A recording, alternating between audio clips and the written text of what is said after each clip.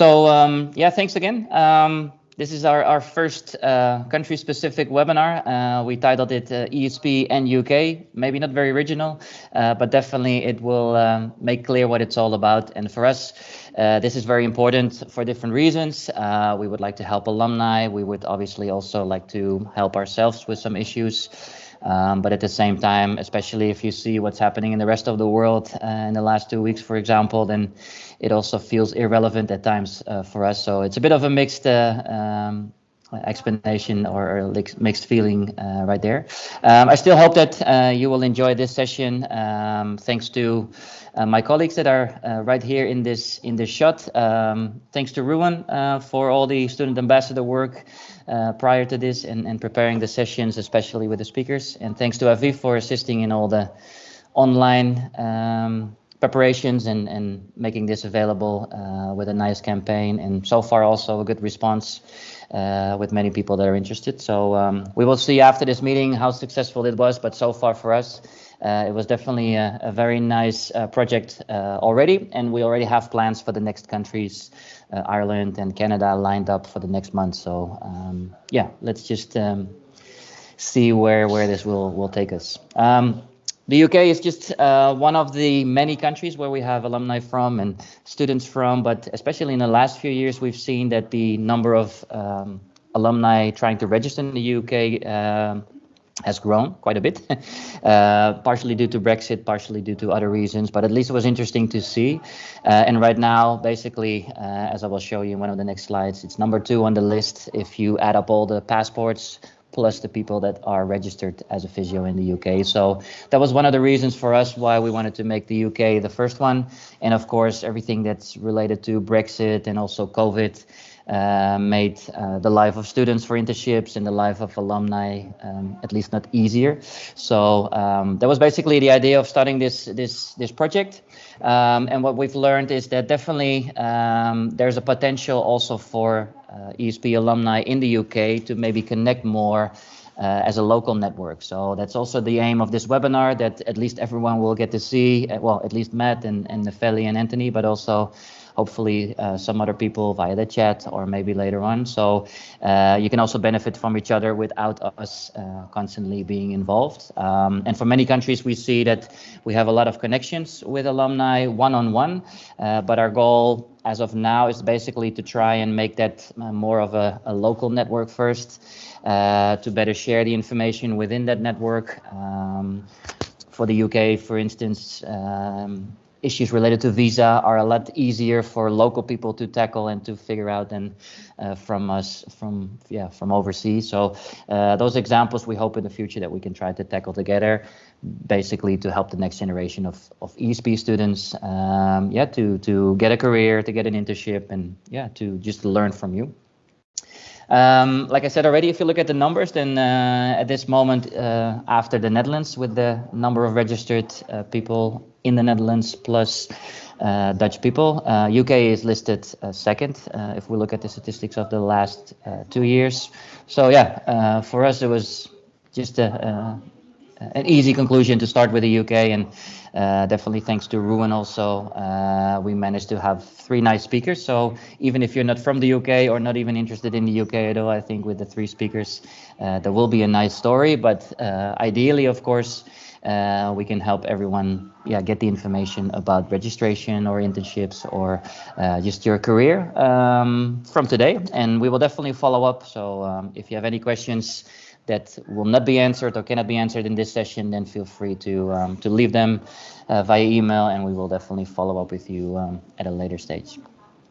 For the agenda, we have 3 speakers. We have Matt ready for you, we have Nefeli, and we have Anthony. And then the last session is basically to have a short discussion about internships, just to see what according to the alumni that are present today, is the potential. Because definitely for ESP students in the last 2 years with COVID, but already also before COVID, we realized it was very difficult to find a high quality placement for various reasons, many reasons you can imagine maybe. But we believe that because of all the alumni from ESP in the UK, there's also huge potential for you alumni to serve the next generation with an internship, if it's not now, maybe in the future. So that's just an open discussion we would like to have, and then unfortunately virtual, but definitely after 10 o'clock, if anyone wants to stick around for a virtual drink, then we will do so. But yeah, so that is what we have prepared for today. Like I said, it is completely recorded. The talks by Matt, Nefeli, and Anthony will be shared with you next week via social media. So feel free to share those links then also with your friends that could not attend today. What I just wanted to do before we make the transition to Matt is just again thank you, Ruan, for all your work so far. It was quite a project. We basically tried right now, instead of a generic survey, to give the option for some personal feedback, personal connection, to get better quality feedback. And from what I've seen, that is definitely that goal was definitely achieved. But Ruan, would you mind sharing just some of your experiences with all the talks with the alumni? Yes, of course. Thank you, Baz. Hi everyone. Good evening. So yeah, I'm Ruan, and I'm originally from Essex, just outside London, in my first year at ESP. So part of this project, I've been speaking with UK-based alumni, as Baz mentioned, aiming to strengthen the relationship between ESP and the UK. And we've sort of been discussing the registration process, some of the content of the course at ESP, and local guidelines in the UK, hopefully to help out either anyone who's thinking about or planning to move to the UK, or those that are already based there, the local network that Baz mentioned. The main thing I want to say now is just to give such a huge thank you to everyone that reached out to me and shared their experiences of their time at ESP. I was honestly slightly taken back by how many people responded and how generous and willing they were to give up their time. So yeah, really thank you for all of that. I've actually been, as part of another small project, speaking with students who are thinking about or have just applied to join ESP. And amongst the usual questions about accommodation and the selection day and exams, I've had quite a few ask me about the extended family network that's mentioned as being part of the ESP experience. And I don't know, I feel so happy and almost proud in a way to be able to say to them that yes, it exists. It's not a myth or a marketing tool or something. Like, there is a whole network of people out there who are extremely generous and kind and willing to give up their time to help out however or whenever they can.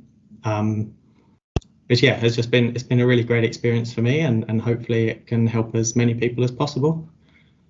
Yeah, I think that's all from me. Again, a big thank you, and thank you especially to our speakers. Yeah, back to you, Baz. Thanks, Ruan. Yeah, excellent. So yeah, definitely that network is also what we're proud of, but also hopefully what we can use a little bit more even in the future. So hopefully today is a nice start, and every month we will try to focus on a different country and see what we can do to help everyone get the best out of that network.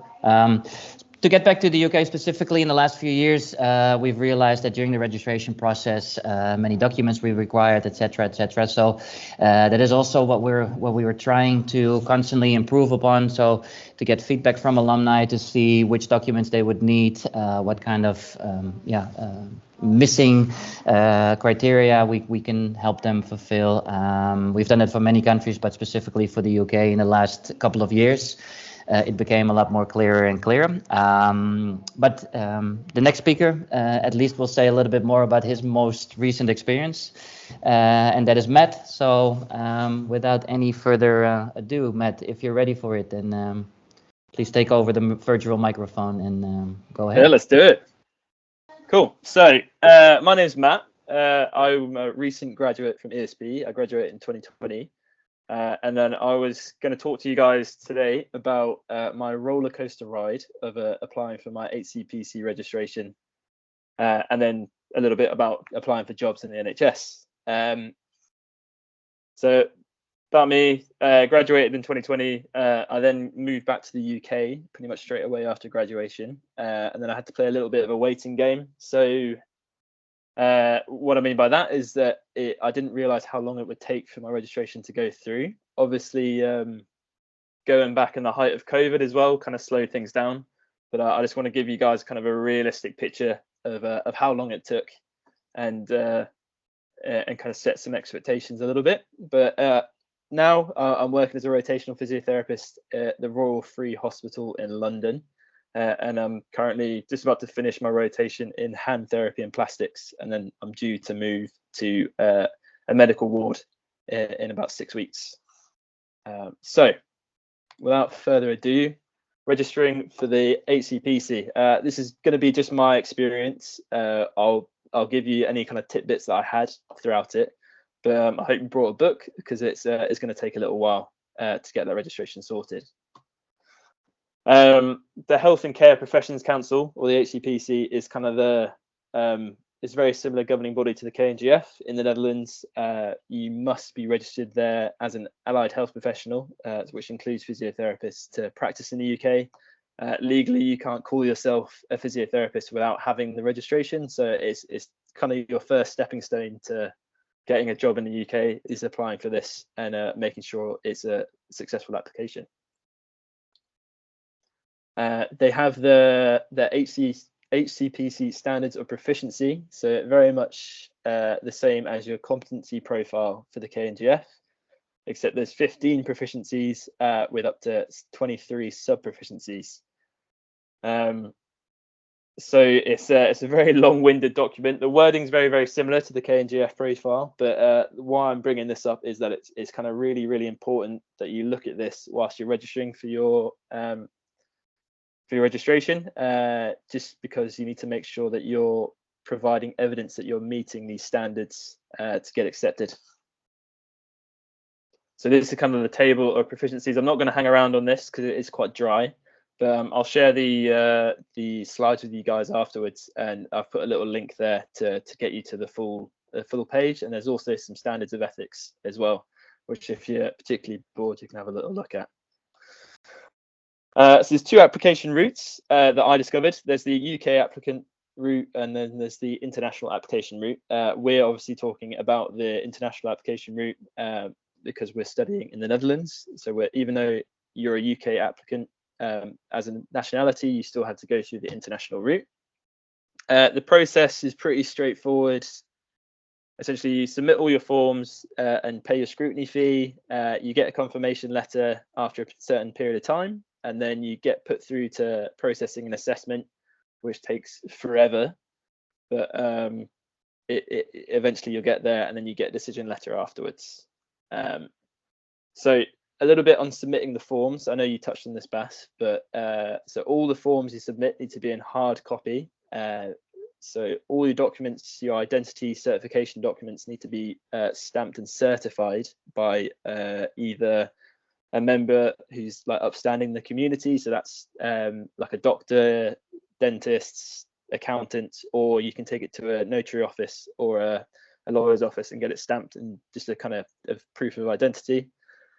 This includes your ESP grade list and your diploma you'll get from ESP.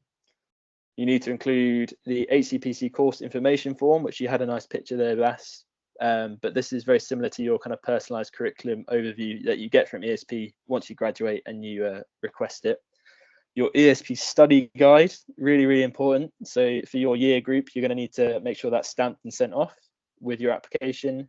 And then a big one is all your relevant course manuals. So I know for us, Bastian, at the start, back in 2017, he was always harping on us about making sure you save your course manuals from each course, because it makes it so much easier once you graduate that you have it all there in one place, and you can send the ones you need to get printed off and stamped by ESP, because otherwise you're going to have to hunt through all your folders to get them, and it takes forever. So trust me, do it. They're saying to do it for a reason, and it did pay off for me. And then the one painful bit is that the scrutiny fee has gone up. I think since I did it, it's now £539.65, so £540. So this is going to require a little bit of planning if you're a fresh graduate coming out of uni. Most likely very little spare change in the bank account, so you just have to. My advice would be that you plan for this in advance if you can. These are some of the course manuals I included, just because the HCPC looks at your education as a whole, and they want to make sure that you're covering all the core areas of physiotherapy. So I think it's like neuro, MSK, respiratory, are kind of the three main areas they want to look at. For me personally, I didn't do a respiratory placement, so these are the ones I made sure I included, because that covers all the respiratory topics in your ESP career. It might be a little bit different now, at least that was how it was when I was there. So just kind of print off the appropriate course manuals and make sure you send them off to get stamped. I'll leave this here so you guys can look back at it later. And then the form you submit, there's a little section where you have to give all your professional experience and info. So this includes all of your internships, any jobs you've done on the side, so that whether that's a physio assistant job or any volunteer work, so like for student services, if you're doing Physio Holland, or anything similar to that on the side, that all can be included in your professional experience. The more info you include, the better. On the form, they say just include one, but from people I've spoken to, if you put in loads, you're more likely to get accepted. I think I included like 3 different bits of piece of paper in there, additional to that box. So, and one important thing to say is that all of this needs to be linked to your HCPC competencies, just because they'll look through it, and if you've got a similar sort of language used to their competency profile, they can just tick it off and say, he's got this. And as long as you're giving like appropriate examples to that, they're just going to tick it off. So just to make it easier for yourself, link it to the competencies. So once you've done all that, it goes through to your background checks for processing. So this is done after you pay your scrutiny fee. And then here they check all your references as well. They'll take 2 references. So for me, I think they took my university reference, which was my tutor, and then they took one of my placements, my clinical instructors, as a reference as well. So that gets all done in this first part, and then once they're happy that you've got everything, they'll send it off for assessment. Before I get onto the assessment part, it's really important that when you send it off, because you're sending it off in paper format, that you try and make sure you get everything in there the first time round, because they will send it back to you if you don't have everything there. And then they'll send it back to you, you add in the extra forms, you send it back, and then you get put right back on the bottom of the priority pile. So then you have to wait and work yourself back. So it's just kind of an unnecessary delay for you if you don't send in all the appropriate information first time around, and you'll see why I'm kind of harping on about this in a minute. But once you've done all that and it's accepted, they'll send it through to be assessed, and that goes to 2 different assessors who are outside of the HCPC, and they sit on the I think the education curriculum board, and they're just going to look through your entire experience and just make sure that you're kind of meeting the requirements that they use for the UK curriculum as well. Once it's in through there, you're kind of left in the dark as to how well it's doing. You can try and contact the HCPC to see like, oh, has it gone through yet? Is it there yet? But they won't really give you much information back, because they'll only see a screen saying that it's still being assessed. So it's a little bit unnerving, but trust me, you'll get there. Outcomes, so after this you're successful, amazing, and then they'll contact you with another payment link to put you on the register, and this is when you pay to go on the register, you go through like a 2-year cycle. It may be similar to how they do it in the Netherlands as well. You pay for the 2 years. If you're halfway through that cycle when you register, you'll only pay for half the year, and that's kind of a rolling registration fee. And then if you're not successful, you can appeal that outcome. I know they used to have, before Brexit, I think it was like an EMR route, I think it was called, where if you weren't successful, you could either do a period of adaptation in like a certain area where they weren't happy with your experience, and if you didn't want to do that, you could also do an aptitude test. I'm not sure they still do that now because of Brexit, but you'll always be able to appeal it, and I think it's more than likely that they'll let you do one of those tests if you need to.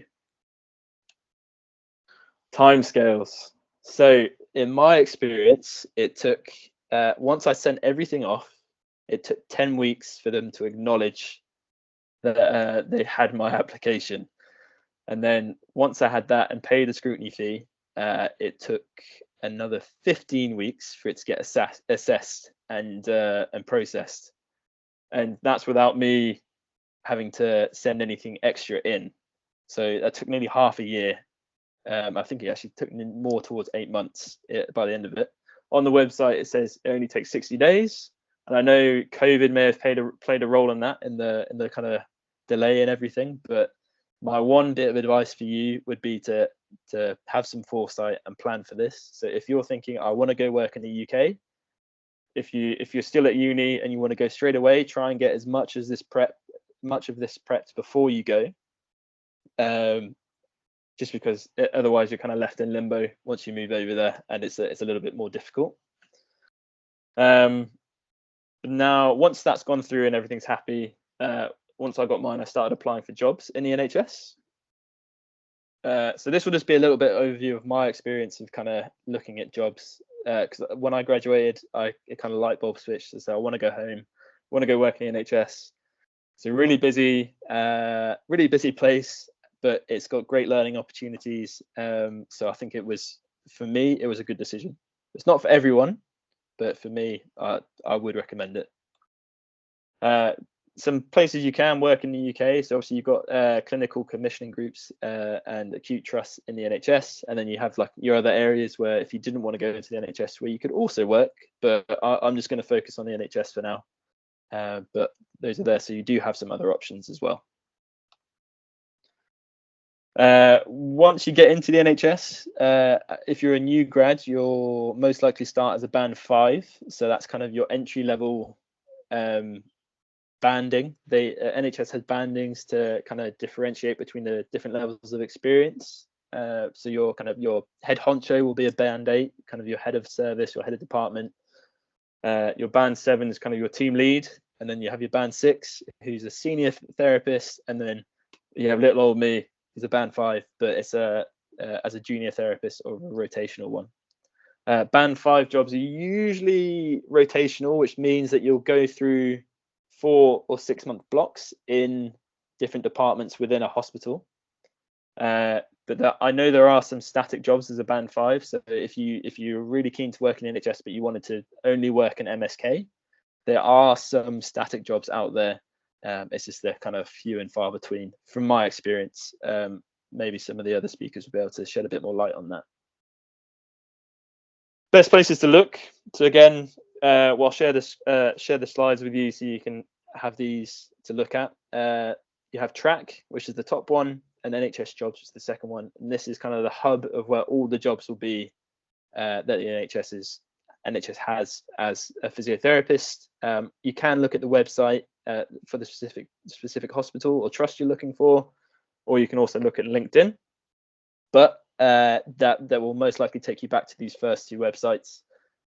So if you're keen to look for a job in the UK, this is the one for you. And you can set up little alarms on each website. So when a new job posting comes, they'll send you an email straight away. Applying for these jobs, it's worthwhile doing it as soon as possible once you see the alert, because the number of applicants is really high, especially if you're looking to work in London. And the jobs will snap up quite quickly, and they'll close the application before the closing date because they have so many people applying to it. Yeah, those are really helpful websites. So once you've found that job you want to apply for, once I found it, for me, you have to, with each job post, there'll be a person spec, and a job description. And these two documents are really, really important because they'll, especially the person specification, will kind of give you all the criteria that you need to meet. You'll have a little space to enter all your previous experience, but the main thing, the most important part of the application is the supporting information section. So this is kind of your personal statement of why you're applying for this job, and why you're going to be the best at it. And this needs to mirror the person specification. So the person specs like a little table, and it will have all the desirable criteria that they want out of a candidate, and all the desirable and essential experience. And it will have two columns: essential and desirable, and there'll be little ticks in each one. And then when you write your supporting information, you need to mirror all that information. So you need to use the language they use, because the NHS is really busy. Then the people who are looking through the job applications are also physios working in NHS. So they're going to want to look, and you just need to make it as easy as possible for them to flag you and say this guy's going to go, or this person's going to go for an interview. So a few tips: mirror that job description and person specification. Use the language that they use. Don't copy and paste it. But if they're saying this person has had core placements in core areas of physiotherapy, you say I have had placements in the core areas of physiotherapy, and then you give your examples. So for each statement you make, you need to back it up and give an example for that. And then number 3, give your employer extra reasons to employ you. So that's basically, if you do your research on the hospital or the trust that you're applying to, they'll all have their own little trust values, which are kind of usually 4 to 5 values for each trust, and they'll want you to know what those values are and show that you can demonstrate those values. And then you always need to watch out for extra questions. So they may use like a clinical or scenario-based question in with that application as well. So it's always worth looking out for those. You've smashed the application. You've gone through to the interview. I sent off so many applications to start with, but it's only once you kind of learn how they want it, so using that person's spec to your advantage, is when you start getting those interviews through. The interviews can come in many different formats. So it's either kind of, they'll have written components, they might be in group interviews, they may be practical interviews, or especially if you're doing an online interview, they'll make you do a presentation as well. It's all just kind of designed to test your knowledge in those core areas that we spoke about. But I've been through all of them, and I can say that it is quite nerve-wracking going through these different things. But once you get that experience, or if you get a little bit of insight from someone else, you'll kind of learn how to go through each step as well, just to make it a little bit easier for you. Here's a few areas where they'll ask you some interview questions. It will mostly be knowledge based, but in my experience, the kind of most important one is the knowing your scope of practice as a new starting physio versus to what your scope of practice was as a student. And they'll always kind of ask a question surrounding that. So it's really important that you kind of have an idea of what that is. In the interview, the way it's set up is that the interviewers are sat across from you, and they'll have a little matrix in front of them, and you'll always start off with the highest number of points available. And they're trying to give you as many points as possible for each question they ask you. They're not looking for you to fail. They just want to be able to tick all these boxes to make sure that you get the most points. And at the end of the interview, even if you come across as like an amazing person and that you're willing to learn, as if you've got less points than someone else, they'll more likely get the job than you, just because it's just to keep it fair. They will prompt you as well if you need to give more information. when you answer one of these questions from the interview, sometimes you just want to give a nice succinct answer and make it, I'm just going to do this, bam. But it's better to give them as much information as possible. If they ask you about a certain type of what would you do to treat this patient, you need to give all the treatment options and try and give them more and more information, because otherwise they will prompt you and they won't get as many points. So I have a little example of a question that you might get asked. This is one I got asked. So what would be your assessment of a new patient admitted to the stroke unit? I'm not going to ask you guys to answer this, so don't worry. But the answer, as you can see, you have to kind of give all sort of information, and using buzzwords within those answers can really score you more points in that interview. We won't linger on this too much, but as you can see, you do a really succinct subjective history taking, and then you have to maybe give a respiratory assessment in there and a neuro assessment, even though it's a neuro question, and that will score you more points. And then talking about your risk assessment and documentation is always key as well. My top tips for those interviews are kind of as I said, know the boundaries and scope of your practice. If you're unsure, it's always best to admit it. Never try and blag one of these interviews. I've tried to do that before, and I've bombed, and that was the best way for me to learn, because you're not meant to know everything as a new starting physiotherapist. It's kind of the whole point. You're there to learn.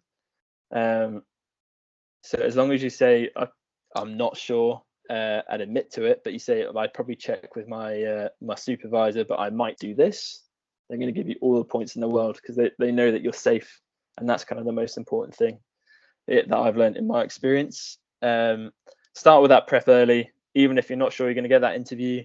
Always start with that prep. Get the revision done. I've got some nice documents that I was given by my friend when I started applying for jobs that I'm happy to share with everyone. That just kind of help prompt you in kind of what sort of things you should learn, what sort of answers you should give, and that kind of helps you formulate those answers that like in that example I showed earlier. And then have your CPD portfolio handy. So that portfolio that you have been doing all throughout your ESP career so far, and all these documents you've been adding to that last page, are actually really, really important, and it's a really nice way for you to present that in a job interview if you're asked for it. You might not get asked for it, but if you can prove it, you're just going to score more points. So those are kind of my top tips for that. A few final notes.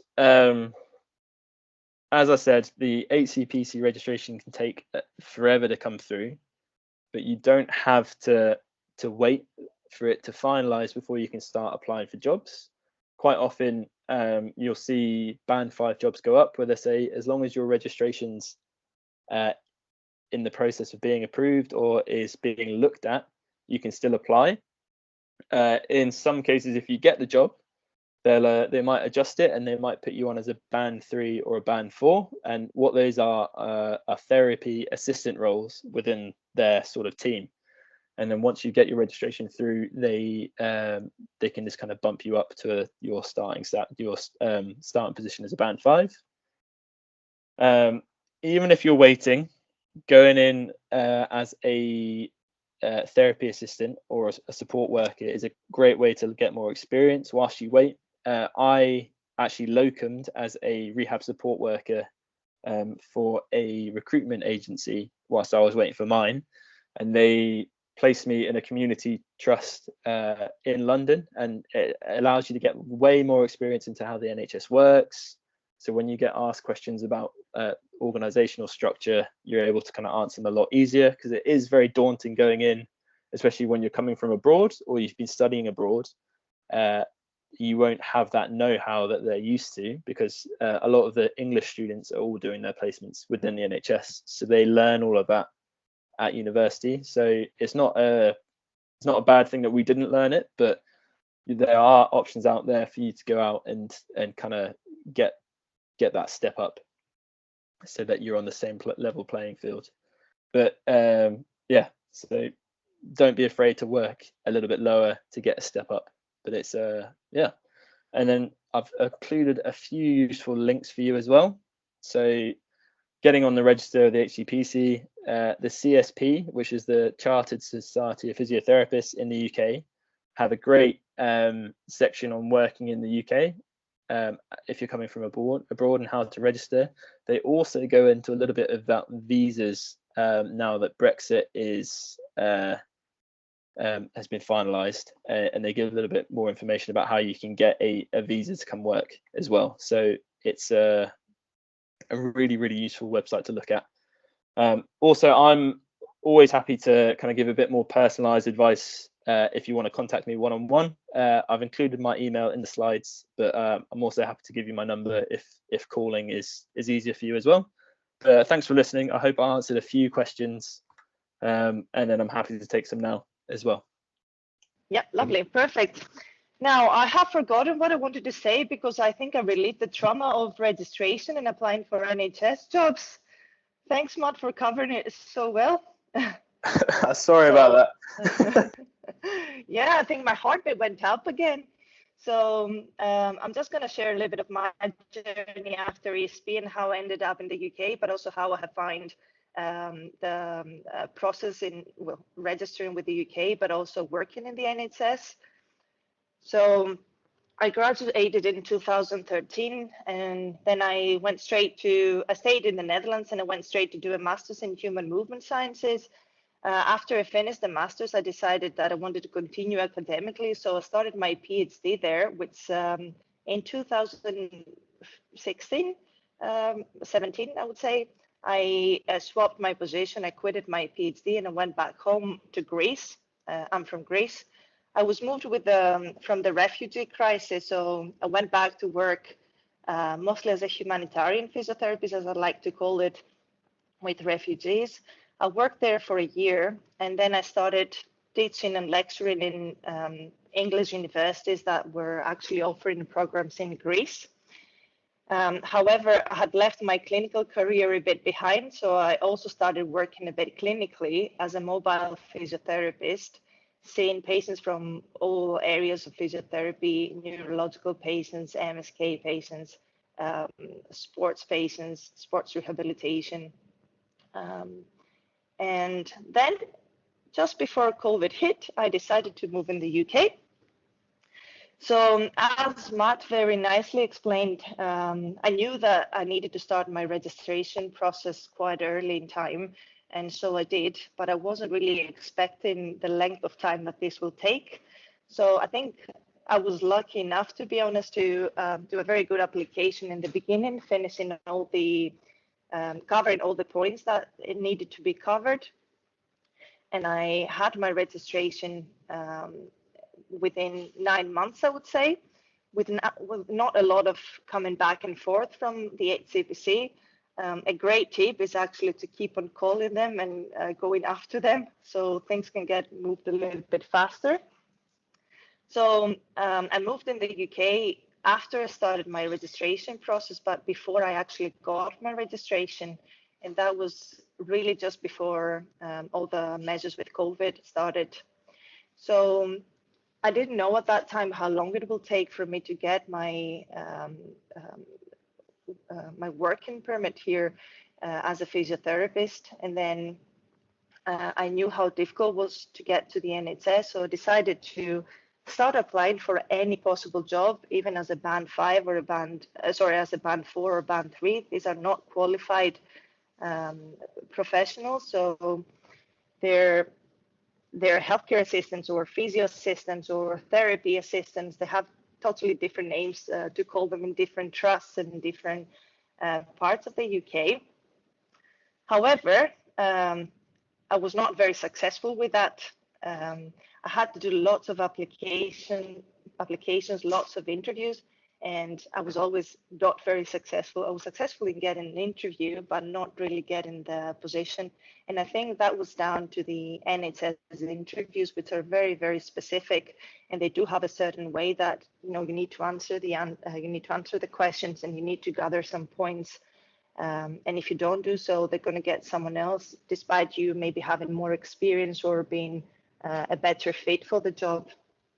So, well, after a few months, I got my registration. I didn't manage to get a job on those months. And then I said, well, I haven't got a job as a physio assistant, so maybe I should be trying to go on an entry level physiotherapist first, even though I did have almost, well, 7 years of experience as a physiotherapist before. So I basically started applying for any possible job out there in the NHS, obviously, as a physiotherapist. And I did get a nice job as a band 6, actually. I managed to get a band 6 immediately. And that was in a team that was called Rapid Community Response Team. And I'm going to say a few things about that team because that's a role that we don't really see or we don't really get taught in the Netherlands. And I don't think we get taught about this role in any other parts of Europe either. So Rapid Community Response Team was actually part of a pilot scheme that is still taking place in the UK. They have 7 sites across the whole of the UK that they're trying out those kind of teams. And it's a multidisciplinary team. And basically the goal of this team is to keep people out of hospital. And that was in the plans even before COVID, but you can imagine that after COVID hit and with all the hospitals being overloaded with patients, that was even of a higher importance. So, as I said, it was a multidisciplinary team, consisted of physios, nurses, occupational therapists, social workers, carers, assistant practitioners, and we were working very closely with ambulance services, but also GPs. And it was actually a team that was responding to crisis. So on a daily basis, we would get referrals in. This could be coming from any healthcare professional. And then later in time, we started accepting self-referrals as well. And then we would have to respond to that within 2 hours. So it was more or less like an emergency service there. So the referral would be coming in. The information would be taken by the triage people, and then an MDT meeting would take place. In that MDT meeting, a physio, an occupational therapist, and nurse would be at least present. A social worker could be present as well if that was necessary.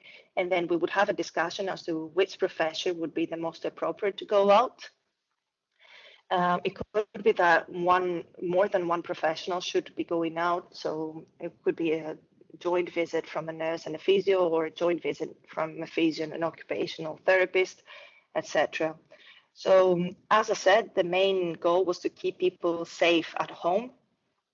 But you almost never knew what you're going to walk into. So even if you were called out as a physiotherapist, you will need to do a holistic assessment, make sure that the patient would be medically stable and that it would be safe for them to stay at home. If it wasn't safe for them to stay at home, then you would need to initiate their moving to the hospital. If you felt that it's all right for them to stay at home and they're medically stable, then you would need to coordinate all the necessary services for them to be able to be at home. So that could mean that you would bring equipment in to facilitate transfers, or maybe prevent falls, or maybe contact the nurse, the advanced nurse, or maybe the GP to prescribe some antibiotics and things like that. And then you were allowed to keep the patient on your caseload for about 48 hours. You should have something in place within those 48 hours, and then you will need to signpost into different services in the community. And those could be district nurses, that's more like long-term nursing that they could be having at home, or maybe palliative care, or maybe full steam, or any service you would think that it's the most appropriate. So that was an interesting role for me, because even though I went for the interview and I was successful in the interview, I wasn't really aware before I actually started working on what this role could entail. And as Matt said, you really need to know your scope of practice very well, because it's really easy to overstep boundaries in such environments, and that cause a problem with your registration as well. So after that, well, before that, I knew that I wanted to specialize more in the MSK, and I wanted to work in the MSK. However, not a lot of jobs were out there during COVID, and that was mainly because all the MSK services were suspended during COVID. So after a year working in the Rapid Community Response team, I decided to start applying for MSK related jobs. Me and my partner also wanted to move in Scotland. So that was another reason for me to start looking for another job. However, even though I had stepped my foot into the NHS, that was not an easy process either. MSK is quite competitive. Lots of people do want to get in the MSK. So that was a bit of a difficult, it was a bit of a challenge for me.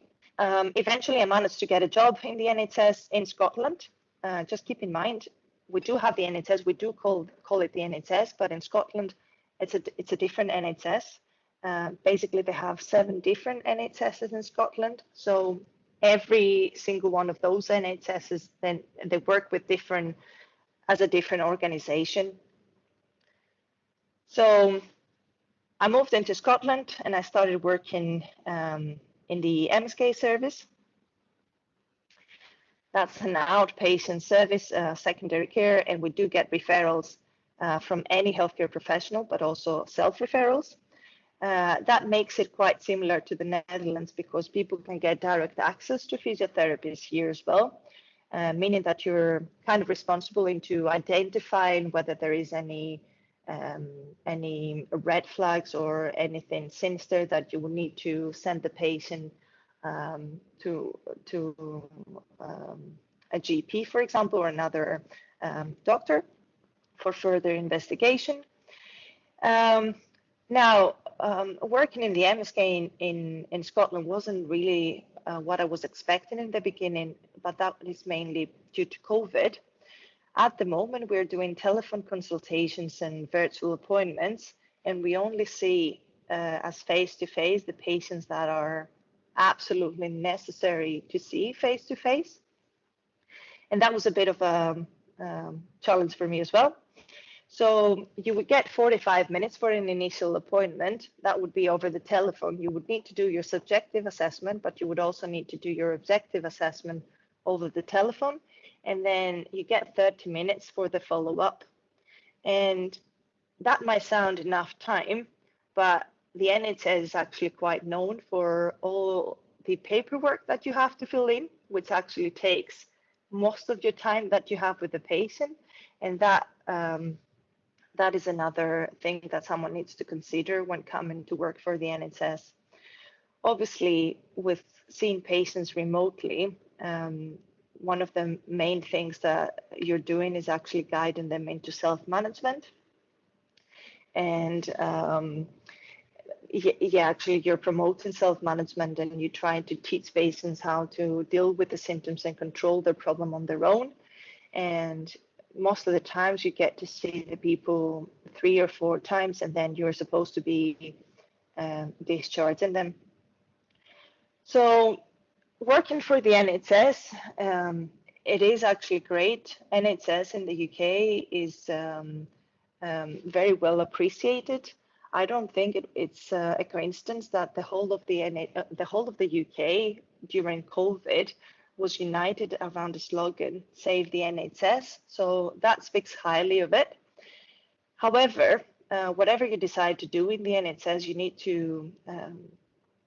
to have in mind that processes are really, really, really slow. Interviews, the recruitment process is very slow. Responding is very slow, but also seeing patients is actually very slow. And that can really have an impact on your work, can have an impact on the profile of the patients that you see, as people are waiting for weeks before they can see a physiotherapist. For example, I did have a patient today with a possible frozen shoulder that the referral was actually done back in July, and she only got to be seen today. So that's quite a long time. However, there are advantages and disadvantages in working for the NHS. Stability is really one of them. Once you are in the NHS, it's quite hard to get out of the NHS. There's going to be a lot of support and a lot of training. The teams are actually most of the times great. And if you identify any weaknesses of yours, they're going to do everything they can to support you in that. So in terms of learning and developing as a physiotherapist, is a great organization to work. Obviously, it's not a very well-paid job. If you're looking for money, it's better to go private, to be honest. And you need to consider that the workload is quite high. As you can imagine, with waiting lists like the one that I just mentioned, that's about, is it 7 months, 8 months? Everything is really packed in your day.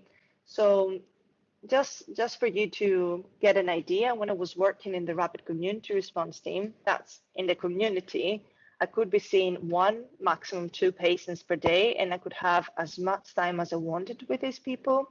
Now, I do not get as much time as I want with my patients. So I do get a maximum half an hour with the patient, and I can see from minimum 8 to up to 13, 14 people per day. So it's quite a lot. Keep in mind, it's a 7.5-hour shift. Now, physiotherapy in the UK, I've worked in different countries. I've worked a bit in the Netherlands. I've worked a bit in Greece. I did my internships mainly in Greece, but also in Belgium. I've seen different things. I think physiotherapy in the UK is actually great. However, you need to keep in mind the lengthy registration process. As very well Matt described and explained before, you need to start as early as possible. I know I kept on hearing that as a student as well, and I never really took it seriously, but if you can actually start gathering all the information that you need for the application, for your registration, from your internships or maybe from your studies, that would be a great step ahead. Obviously, I moved in the UK just before Brexit, so I'm not really affected by Brexit, and I don't know how difficult it would be for someone who is not a UK citizen to come in the UK to work.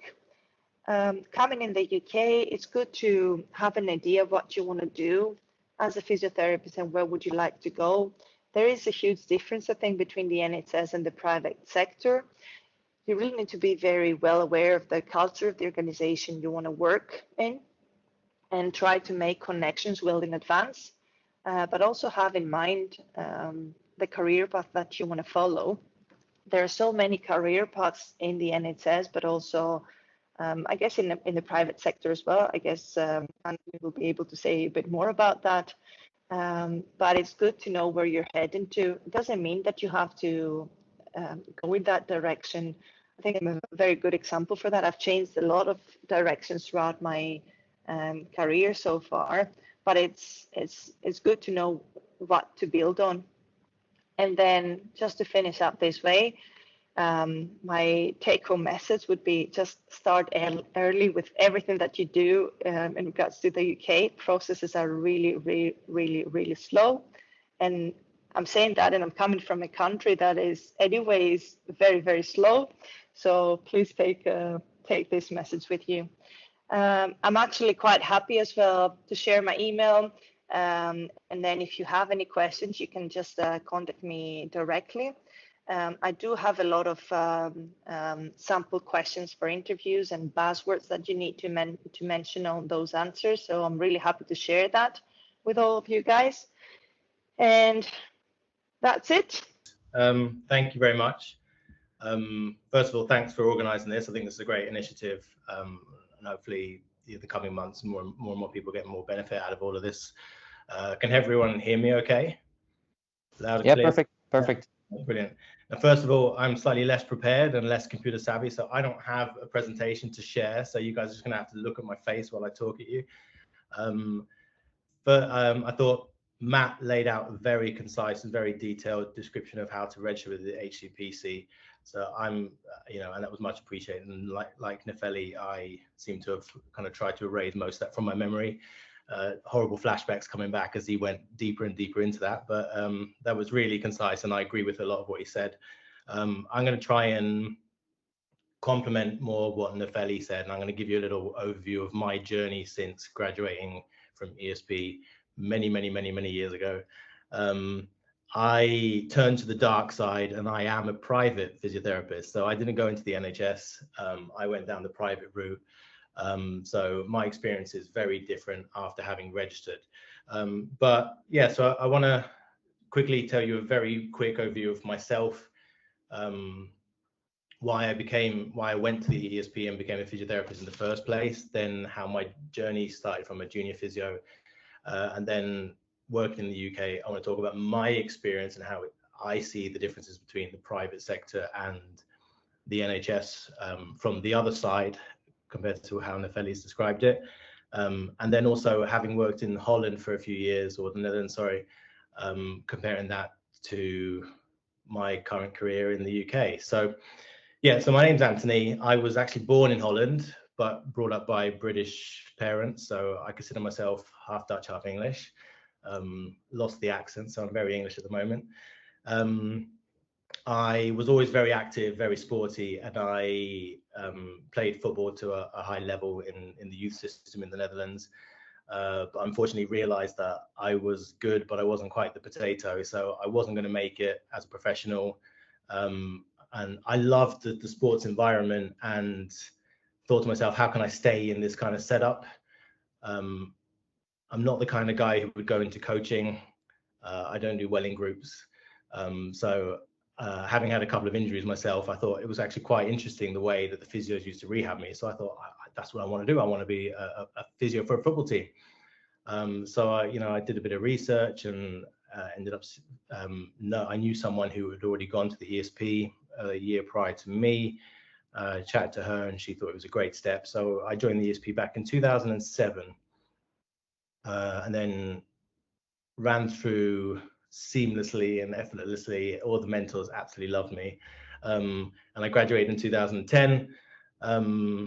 And I did my I'm not sure if the structure has changed, but I did my 3 12-week internships through each summer. 2 of them in a private clinic setup in the Netherlands, and 1 in a private hospital in the UK. When I graduated, I was in a lucky position that I actually had 2 job offers right off the bat. 1 was in the private hospital in the UK, and 1 was in one of the clinics in the Netherlands. So I had a bit of a choice to make, and this ties nicely into what Nefeli was saying at the end, that try and think about where you want your pathway to go. And it doesn't mean you have to know where you're going, and things can change, but consider what the best next step is. And I had a good chat to my mentor at the ESP, who was Pim, at the end of my degree, and what was the next step, what was the best next step. I knew I wanted to move to the UK, but actually we thought that the best step for me was to start at this private clinic in the Netherlands, mainly because I had a better opportunity for growth. The private hospital in the UK was great, and it would have been a good start, but there wasn't much chance of me moving up there. So I chose to start at this clinic, where I was lucky. There are three sites across The Hague, and I had 2 great senior physios there that I could sponge off of and learn as much as I could. Graduating from the ESP, I felt like I could take on the world and stuff like that, but I realized very quickly that my toolkit still needed a lot more tools in it, and I wanted to pick the brains out of the best physios I could get my hands on. So I started working in this clinic in The Hague. It's a clinic called Orthomedics. They at least used to be on the list to take interns from the ESP. So I don't know if they still are, but if they are, they're a great place to try and do one of your placements if The Hague is reachable for someone. They had 3 clinics across The Hague when I started. I started out as a junior physio there, and shared a patient list with one of the senior guys, and he was great. I learned so much from him in such a short period of time, so much so that a year later he put me in charge of starting their 4th clinic. And he kind of mentored me into how to manage that. So already I was growing in my responsibility. So it was a great career move from that point of view. So I stayed there for 3 years. And then in personal circumstances, I had the opportunity to move to the UK. So I knew that was coming up in a 3-month window. So I started the HCPC process, thinking I was ahead of the game, and it took longer than the 3 months, frustratingly, but got that through and then moved to the UK. And luckily, not going into the NHS, I knew I wanted to stay in kind of these private clinic setups. So I went down the private route. The application process and the interview process for private in the UK is much simpler. Luckily, there are many kind of ways to go about finding job applications and job adverts, namely LinkedIn, or kind of even the English version of Marktplaats, which is Gumtree.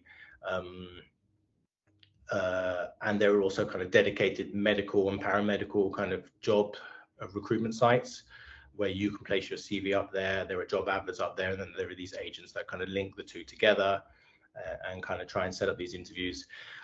So what's really lucky is kind of getting your degree in the Netherlands. If you almost put like a league table out there of the different countries and how their degrees are qualified, the Netherlands is up there with one of the top. I put my CV out in the UK and I had so many calls for interviews. It was ridiculous. I think I flew over to the UK one weekend and had 7 interviews at 7 different clinics. All of them just so enthusiastic about the fact that my degree was a Dutch degree. It was, you qualified in Holland, this is great. They love the value of a Dutch physiotherapist, albeit me not actually being Dutch. But yeah. So then I took a job at a clinic in London. They had 8 clinics across London. It's a company called 10 Health and Fitness. And you'll notice that, especially in the big city hubs, such as London, Birmingham, Manchester, that lot, there's a lot of private clinics are set up as a kind of a multidisciplinary setup where they offer physiotherapy, maybe podiatry. They might even have some orthopedic consultants or sports doctors in the clinic, as well as usually offering certain kind of classes, whether it's rehab based or just kind of your Pilates, your yoga, and personal training and the such. So I joined this clinic as a junior physio. In the private setup, they don't have the banded system like they do in the NHS, so they wouldn't kind of qualify you as a band 5 or a band 6, but in a similar form, I start out as an entry-level junior physio, then kind of you get pushed up and promoted to a senior physio and then a team lead and such. So it is very similar, just less regimented. So I started as a junior physio in one of their clinics, and through my prior experience building the clinic in Holland, I very quickly took the helm of that clinic and became manager of the first of this clinic, and turned it into the most profitable clinic within the company. In which case they gave me charge of two more of their clinics, and I took the flagship of those 3 clinics.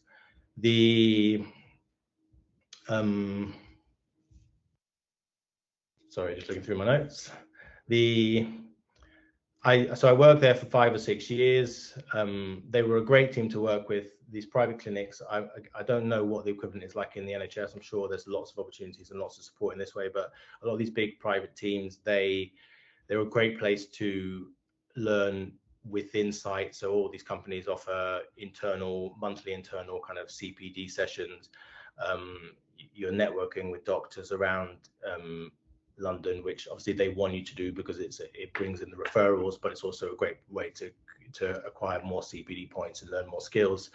But they also have like a kitty or a pot to send you out on courses that obviously they think will help the clinic, but also will grow you as a therapist. So I was sent out by my company on a McKenzie course. So I became a McKenzie. I did 4 McKenzie courses to become accredited McKenzie therapist. And after 6 years, I reached my potential within the clinic. And it was one of these points where I had to decide what my next step was. I had the choice of the only way upwards in the company was to buy into the company and become a partner, or just be happy where I was and stay static, or leave the company and start something fresh. Long story short, there were some changes happening within the company that I wasn't completely happy with. So I made the difficult choice to kind of shake their hands and say, look, enough's enough. I'm going to try and start something different.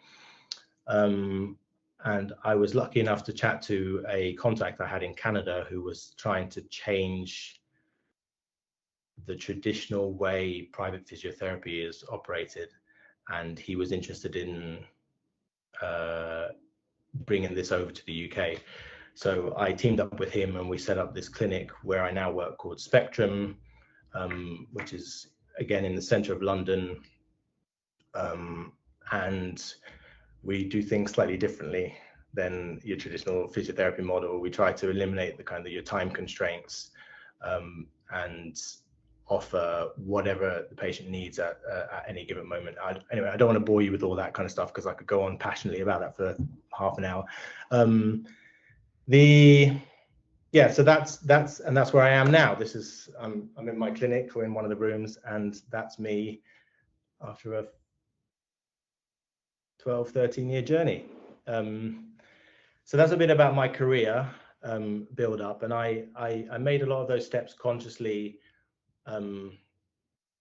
based on where I thought I could grow the most, and looking at what my next steps were. Now, if I bring you back to where I thought I would be when I first joined the ESP, I thought I was going to be standing on the side of a football pitch with West Ham United, running onto the pitch, rubbing someone's knee with a magic sponge. And I very much now cringe at the idea of doing that. So, everyone's pathway changes, but I'm speaking more to the current students. I want you to make sure that you really think about where you think your career is heading or why you're making the next step, and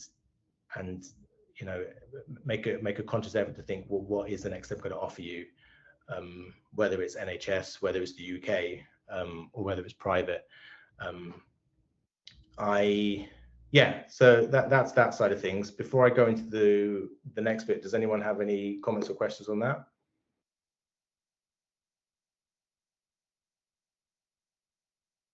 Should I just continue?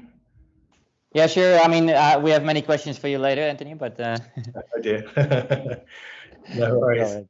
Good. All right. So I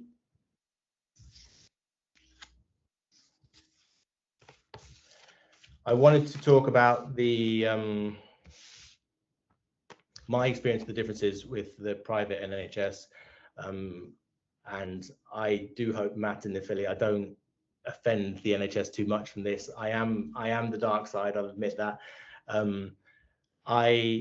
Working in the private clinic, there are a lot of similarities to working in Holland, and I'll kind of go into that in a little bit. But we, unlike the NHS, we don't work very closely with general practitioners. I'm vastly generalizing here, but generally, if a patient who has an ailment or an injury goes to see their GP, they are funneled into the NHS system. They almost have to spell out that they're happy to go private or try and find that avenue themselves. That's not the case for all GPs, but generally the GP would then kind of push them down the NHS system. And seeing what we see come out of that kind of ties into what Nefeli said about the wait lists.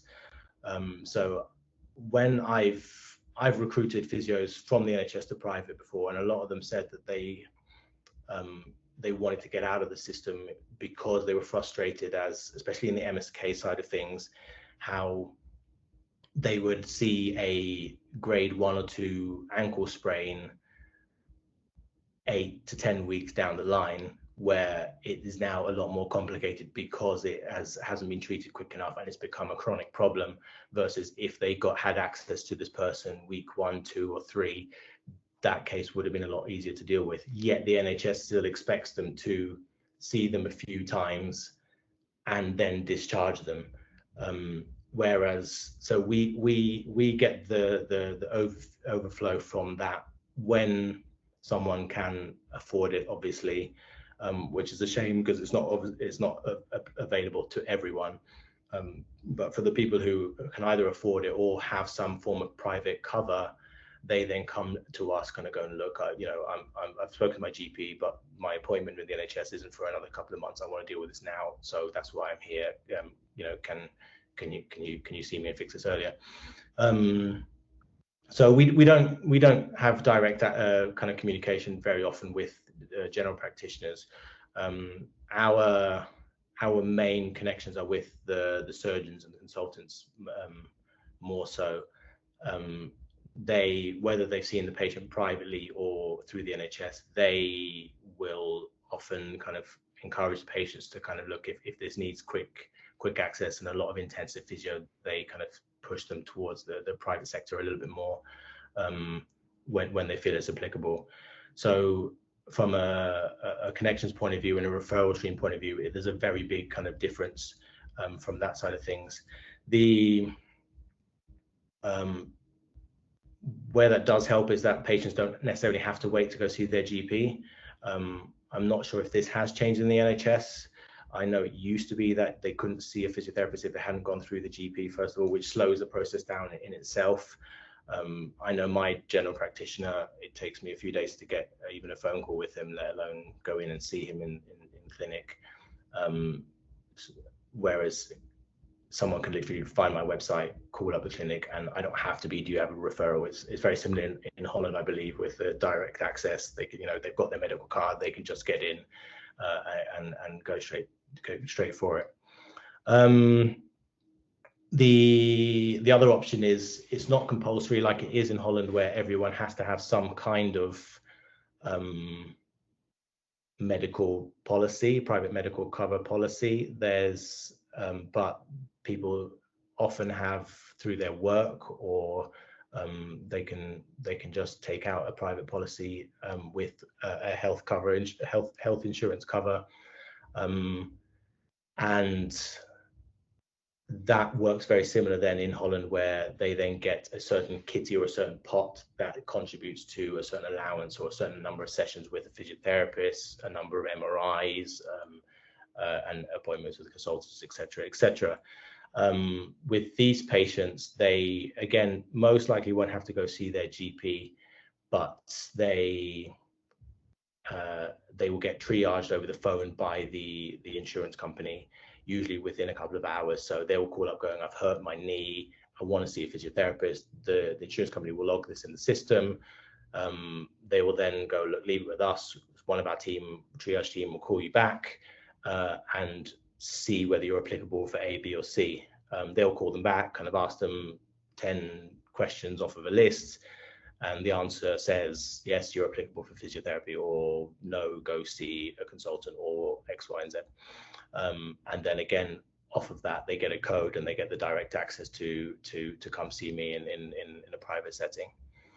And then, at which case, obviously, we can see them as often as their allowance allows. So my general kind of pattern of practice, I see what people once or twice a week, fairly regularly, and give them whatever they need as often as they need it, and push them on from there.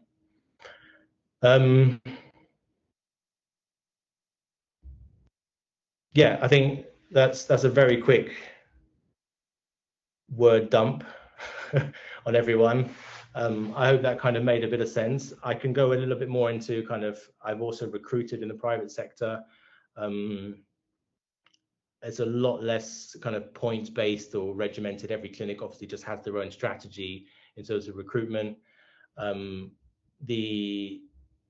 a lot more availability in terms of, there's so many, especially coming out of a pandemic, there's so many MSK jobs available in the private sector at the moment. My clinic, we're actually recruiting at the moment as well, as we're about to open up another site. And the interview process changes per person. So there's always obviously a competency kind of part of the interview where we'll run you through some kind of hypothetical cases and ask you kind of what your treatment plan will be. But there's no kind of, you know, well, in my experience, we don't use kind of these buzzwords or anything like that. It's a lot more kind of personalized, and kind of all I want to see is that you have a rational brain, and that, you know, that there's some clinical reasoning, that you're personable, and you know, even just rational in terms of you don't always have to know the answer, but that you're willing to A, play safe, and B, kind of look into things and kind of come back when the safeguarding's done. Yeah, I think that's it. I've missed a couple of wee bits out, but I feel like that was already covered by the others and might bore you guys. And sorry that you just had to look at this and I didn't have the time or the energy to set up a presentation for you guys. I hope that wasn't boring and that was helpful. And let me know if there's any questions.